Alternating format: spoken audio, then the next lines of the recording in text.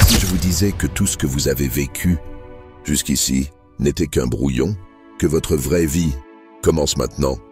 Pendant des années, on vous a fait croire que la jeunesse était le sommet de l'existence, que tout devait se jouer avant 30 ans, que passé cet âge, il ne vous resterait qu'à décliner lentement. Mais que se passerait-il si je vous disais que cette idée est un mensonge? Un piège? Carl Jung, l'un des plus grands esprits de la psychologie moderne, a révélé un secret que peu de gens connaissent. La vie commence réellement à 40 ans. C'est là que tout prend enfin son sens. C'est là que vous cessez d'être un personnage secondaire pour devenir le héros de votre propre histoire. Dans cette vidéo, nous allons explorer pourquoi votre existence jusqu'ici n'était qu'un échauffement. Pourquoi votre transformation profonde commence maintenant? Et surtout, comment tirer parti de ce tournant pour faire de la seconde moitié de votre vie la plus belle, la plus puissante et la plus libre que vous ayez jamais connue? Préparez-vous, car ce que vous allez découvrir pourrait bien changer votre destin. Chapitre 1. Le mythe de la jeunesse éternelle. On nous a toujours dit que la jeunesse était le moment où tout se passe, que l'énergie, la beauté, l'ambition et l'amour étaient réservés à ceux qui n'ont pas encore atteint 30 ans. Mais qu'en est-il après? À partir de 40 ans, que devient notre place dans ce monde? La société valorise les jeunes générations, leur offre des opportunités infinies. Pendant ce temps, ceux qui passent le cap des 40 ans sont souvent perçus comme ayant dépassé leur prime. Mais Carl Jung, tout comme d'autres grands penseurs, n'a jamais cru à ce mythe. Pour lui, la véritable richesse de la vie ne commence pas dans l'illusion de la jeunesse éternelle. Elle commence à partir de ce que la société considère comme un âge avancé. Jung nous dit que la jeunesse, bien que précieuse, n'est qu'une première phase, une période d'apprentissage et de préparation. La véritable croissance intérieure, celle qui forge la personnalité authentique, se produit après la quarantaine. Chapitre 2. La première partie de la vie, le masque de l'ego. Dans sa théorie, Jung fait une distinction claire entre la première et la seconde moitié de la vie. La première moitié est marquée par ce qu'il appelle l'ego, ce masque que nous portons pour répondre aux attentes extérieures. Dès notre naissance, nous sommes soumis aux attentes de la société, réussir ses études, obtenir un bon emploi, fonder une famille, atteindre un statut social. Tout cela est bien sûr important, mais pour Jung, c'est un piège. Ce masque de l'ego est construit non pas par ce que nous voulons profondément, mais par ce que l'on attend de nous. Cela n'a rien de mal en soi, mais ce n'est pas une véritable expression de soi.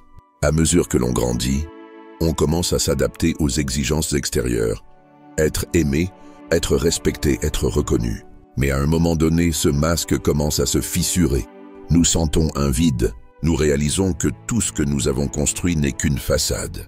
C'est à ce moment précis que la quarantaine devient la porte d'entrée vers une nouvelle vie. Une vie où l'on apprend à se libérer des attentes des autres et à découvrir qui nous sommes vraiment. Chapitre 3. Le tournant de la quarantaine, la crise du milieu de vie. Vous avez probablement entendu parler de la crise du milieu de vie. Ce moment où tout semble s'effondrer, où l'on se rend compte que l'on a passé trop de temps à courir après des objectifs qui n'ont pas de sens. La crise du milieu de vie est souvent perçue négativement, mais Jung la voyait comme une étape essentielle. Elle marque le début d'une transformation, d'une réévaluation radicale de soi-même. C'est un moment où les illusions s'effondrent.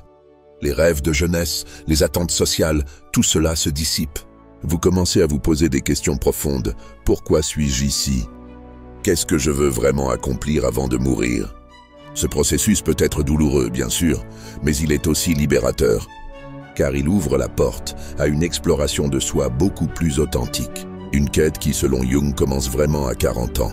Chapitre 4. L'éveil, la quarantaine comme renaissance. Lorsque nous atteignons la quarantaine, une alchimie se produit.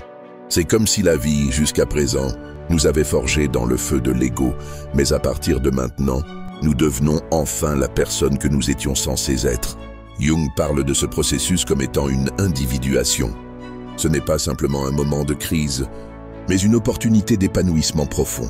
C'est un chemin vers la réalisation de soi, où l'on commence à comprendre que l'on n'a plus besoin de validation extérieure pour exister pleinement.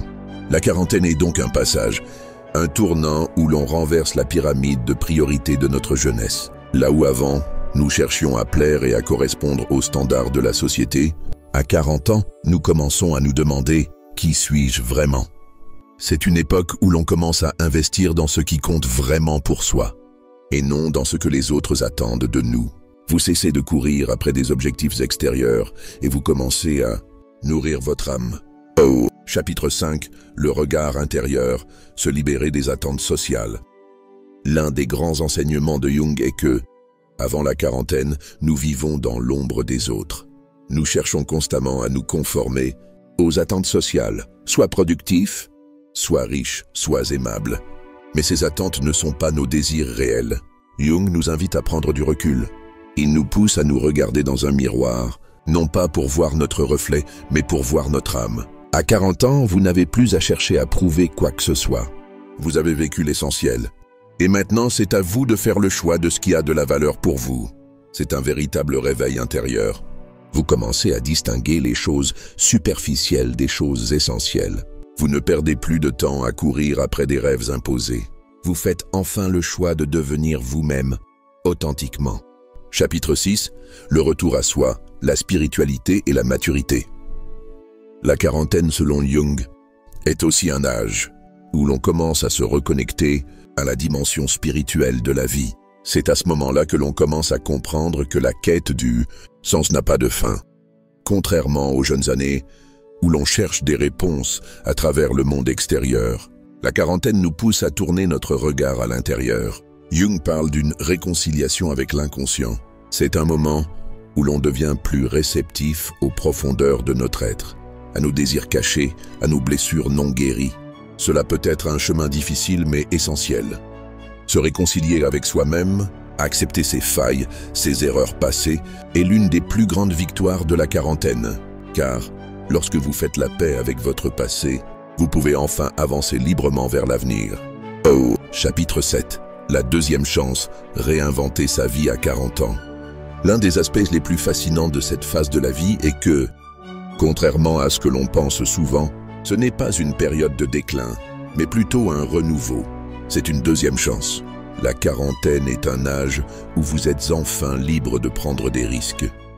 Vous avez acquis suffisamment de sagesse pour faire des choix plus éclairés. Vous avez moins à perdre et plus à gagner. C'est le moment où l'on ose enfin se libérer des limitations qu'on s'imposait inconsciemment. Si vous rêviez de voyager, d'étudier un domaine complètement différent, ou même de commencer une nouvelle carrière, la quarantaine est le moment idéal pour cela. Chapitre 8. La liberté de choisir la quarantaine comme acte de courage. À 40 ans, vous commencez à comprendre que la liberté véritable ne réside pas dans ce que vous possédez, mais dans ce que vous choisissez de vivre. Carl Jung nous enseigne que la vie commence véritablement lorsque nous choisissons d'être libres.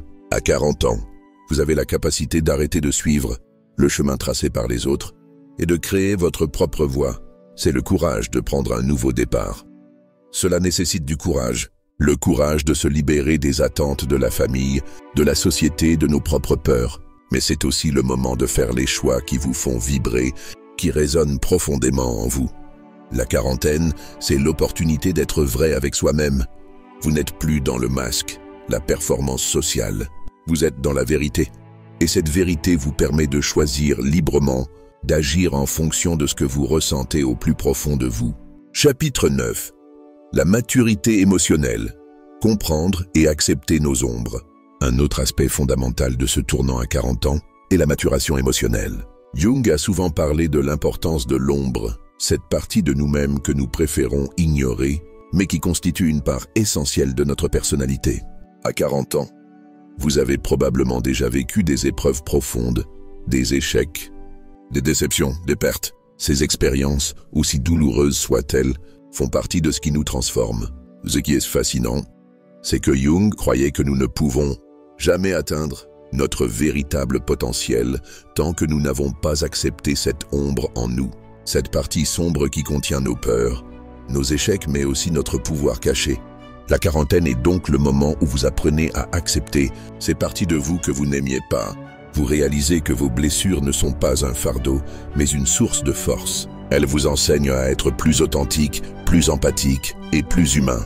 Oh, chapitre 10, la relation à soi, se réconcilier avec son corps et son esprit. Un autre aspect fondamentale de cette nouvelle phase de vie est la réconciliation avec notre corps et notre esprit. À 40 ans, notre corps change, nos énergies évoluent et cela nous oblige à réévaluer notre relation avec nous-mêmes. C'est un moment où vous commencez à comprendre que votre corps n'est pas votre ennemi. Vous cessez de vous battre contre le temps et vous apprenez à écouter votre corps, à l'honorer, à le nourrir. Jung considérait le corps comme une manifestation de l'inconscient. À 40 ans, vous commencez à comprendre que ce n'est pas simplement un outil pour accomplir des tâches, mais un partenaire dans votre quête de bien-être. Cela ne signifie pas que vous devez devenir obsédé par votre apparence, mais, au contraire, vous apprenez à respecter et à apprécier les changements, à embrasser le vieillissement avec sagesse et dignité. Oh, chapitre 11. Les relations. Comment la quarantaine transforme nos liens. La quarantaine est aussi un moment où nos relations évoluent. Que ce soit avec notre partenaire, nos enfants, nos amis ou même nos collègues, nos interactions se réinventent. Jung disait que l'évolution spirituelle et émotionnelle d'une personne dépend largement de sa capacité à établir des relations authentiques. À 40 ans, vous avez la capacité de comprendre ce qui est vraiment important dans vos relations. Vous cessez de vous laisser envahir par des attentes sociales et vous commencez à choisir des liens qui nourrissent réellement votre âme. C'est un moment où vous êtes plus à même d'accepter les imperfections des autres et de vous ouvrir à des connexions plus profondes. Vous réalisez que l'amour n'est pas un idéal à atteindre, mais une chose qui se nourrit dans la complicité, l'honnêteté et le respect mutuel. Chapitre 12. La libération de l'authenticité, oser être soi. La quarantaine est le moment où vous êtes enfin prêt à vous débarrasser des couches superficielles que la société, votre famille et même vous-même avez déposées sur votre vraie nature. Jung a toujours mis en avant l'importance de l'individuation, ce processus de devenir soi-même qui commence véritablement après 40 ans. La beauté de ce processus est qu'il vous libère des masques, des attentes extérieures et vous permet de retrouver votre essence. La peur de déplaire, de ne pas être accepté disparaît. Vous devenez un créateur de votre propre réalité. Vous vous autorisez à être qui vous êtes réellement, sans filtre ni compromis. C'est un voyage vers la liberté totale, où vous n'êtes plus un acteur dans le film de quelqu'un d'autre, mais vous êtes le réalisateur de votre propre existence. Oh, chapitre 13. Les bénéfices de la maturité, une vie plus profonde et plus riche. Il y a quelque chose de magique qui se produit à 40 ans. C'est comme si la vie vous offrait la chance d'une renaissance. Et ce qui est fascinant, c'est que cette nouvelle version de vous-même est bien plus riche et plus profonde que celle que vous étiez dans vos jeunes années. À 40 ans, vous avez une meilleure compréhension de ce qui compte réellement. Les relations authentiques, l'expérience de la vie, le plaisir simple et profond de vivre selon vos propres règles. Les choses qui étaient autrefois superficielles, comme le statut social ou la quête constante de la perfection, perdent leur importance. Ce qui reste, c'est la profondeur. Vous commencez à vivre une vie véritablement significative. Cette richesse intérieure est le cadeau de la maturité. Vous êtes plus à même de goûter aux petits plaisirs de la vie et d'en apprécier chaque moment. Vous vivez chaque jour avec plus de conscience, plus de gratitude et plus d'amour pour vous-même. Oh, chapitre 14. Créer un héritage. L'importance de léguer quelque chose de significatif. Un autre aspect fascinant de cette phase de la vie est l'envie de créer un héritage. À 40 ans, vous commencez à comprendre que la vie ne se résume pas seulement à ce que vous avez accompli, mais à ce que vous laissez derrière vous. Il ne s'agit pas forcément d'argent ou de biens matériels. Il s'agit de valeurs, de conseils, de souvenirs qui marqueront positivement les générations futures. Que souhaitez-vous transmettre aux autres? Quelle est la sagesse que vous avez acquise au fil des années?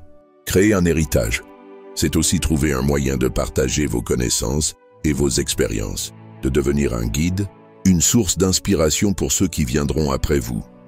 Ce processus vous permet de sentir que vous ne vivez pas seulement pour vous-même, mais que vous faites partie de quelque chose de plus grand, de plus durable. Oh, chapitre 15. La liberté d'aimer, l'amour à 40 ans. L'amour à 40 ans, c'est un amour plus mature, plus profond et plus libre. Contrairement aux premiers amours impulsifs et parfois idéalisés de la jeunesse, l'amour à cet âge est basé sur une compréhension plus complète et plus réelle de l'autre et de soi. À 40 ans, vous êtes capable de vous aimer sans vous perdre dans l'autre. Vous ne cherchez plus la perfection, mais la sincérité et la profondeur. Vous êtes plus à même d'accepter vos défauts, vos blessures et celles de votre partenaire. L'amour à cet âge est également plus épanouissant, car il s'épanouit dans l'indépendance et la complicité. Vous avez construit votre vie, vous êtes devenu vous-même. Et c'est à partir de ce moment que vous pouvez vraiment partager votre vie avec quelqu'un d'autre de manière authentique. Oh, chapitre 16. La vie continue. À 40 ans, vous n'êtes pas à mi-parcours, vous commencez à vivre. À 40 ans, vous réalisez que la vie ne s'arrête pas. Ce n'est pas une fin, ce n'est pas un milieu, c'est le commencement d'une nouvelle aventure. Jung disait que l'âge de la maturité était l'âge de l'accomplissement. À partir de maintenant, vous commencez véritablement à vivre, sans plus être limité par des illusions, des attentes ou des regrets. La vie ne fait que commencer à 40 ans.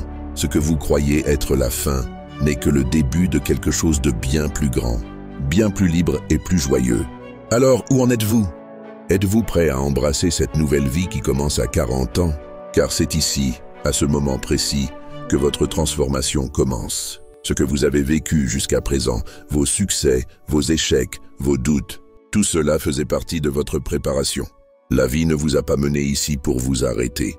Au contraire, elle vous a préparé à une vie de plus grande profondeur, de plus grande liberté et de plus grande vérité. À 40 ans, vous avez tout ce qu'il faut pour créer la vie que vous avez toujours voulu vivre. Ce n'est pas un âge de renoncement, mais un âge de renaissance. Un âge où vous pouvez enfin être vous-même, pleinement. Vous êtes prêt à écrire le prochain chapitre de votre vie. Et celui-ci, il sera plus épanouissant que tout ce que vous avez vécu jusqu'à présent. La vie commence à 40 ans, et elle vous attend. Êtes-vous prêt à la saisir?